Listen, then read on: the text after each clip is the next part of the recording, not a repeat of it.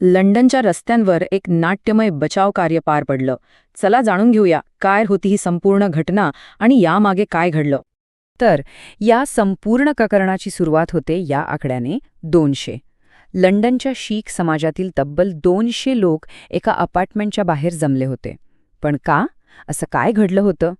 त्या दिवशी नेमकं काय झालं होतं हे समजून घेऊया. याची सुरुवात झाली सोशल मीडियावर व्हायरल झालेल्या काही व्हिडिओंमधून, ज्यात एक खूपच तणावपूर्ण परिस्थिती दिसत होती. पण हा सगळा संघर्ष का उभा राहिला हे समजून घेण्यासाठी आपल्याला त्या बंद दारांच्या मागे काय घडलं हे आधी जाणून घ्यावं लागेल. सगळं सुरू झालं ते एका शेजाऱ्यामुळे. त्यांना काहीतरी चुकीचं घडत असल्याचा संशय आला आणि त्यांनी हस्तक्षेप करायचं ठरवलं आणि तिथूनच या संघर्षाची ठिणगी पडली.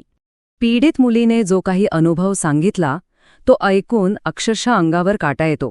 म्हणजे तो खूपच भयानक होता. जेव्हा सुरुवातीला अधिकृत मार्गांनी मदत मागण्याचा प्रयत्न झाला आणि तो अयशस्वी ठरला, तेव्हा परिस्थिती आणखीनच चिघळली. म्हणजे बघा, एका सामान्य नागरिकाने केलेल्या तक्रारीचं रूपांतर एका मोठ्या सामाजिक आंदोलनात कसं झालं हे या घटनाक्रमातून अगदी स्पष्ट दिसतं. जे व्हिडिओ व्हायरल झाले त्यात स्पष्ट दिसतंय की जमलेले लोक त्या व्यक्तीला थेट आव्हान देत होते.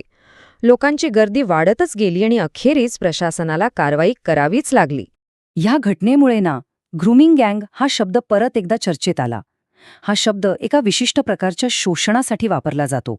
असं म्हटलं जातं की या गटांची काम करण्याची एक ठरलेली पद्धतशीर अशी पद्धत असते. पीडितांना आपल्या जाळ्यात ओढण्यासाठी ही एक धक्कादायक आणि अनेक टप्प्यांची प्रक्रिया वापरली जाते असं सांगितलं जातं. आणि ह्या प्रकरणातही काहीच तसंच झालं.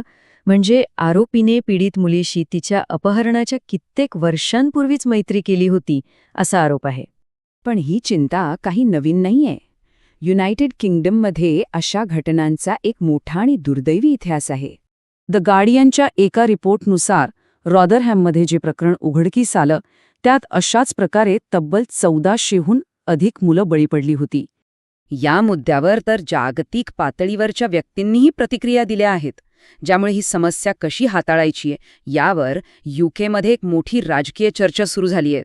त्या मुलीची सुटका झाली, त्यामुळे एक मोठं संकट तर टळलं, पण त्याचबरोबर काही खूप अवघड आणि महत्त्वाचे प्रश्नसुद्धा उभे राहिले. तर मग इथे दोन गोष्टी अगदी समोरासमोर दिसतात. एका बाजूला समाजाची थेट कृती आणि दुसऱ्या बाजूला प्रशासनाचा कथित प्रतिसाद. आणि या दोन्हींमधला जो फरक आहे तोच या संपूर्ण प्रकरणाचा केंद्रबिंदू आहे. थोडक्यात सांगायचं तर मुलगी तर वाचली, पण या घटनेमुळे काही गंभीर समस्या उघड झाल्या आहेत. आणि त्याचबरोबर समाज आणि सरकारी यंत्रणा यांच्यातला तणावही पुन्हा एकदा समोर आला आहे. आणि शेवटी हाच एक महत्त्वाचा प्रश्न उरतो की जेव्हा अधिकृत यंत्रणा अपयशी ठरतात तेव्हा समाजाने काय भूमिका घ्यावी.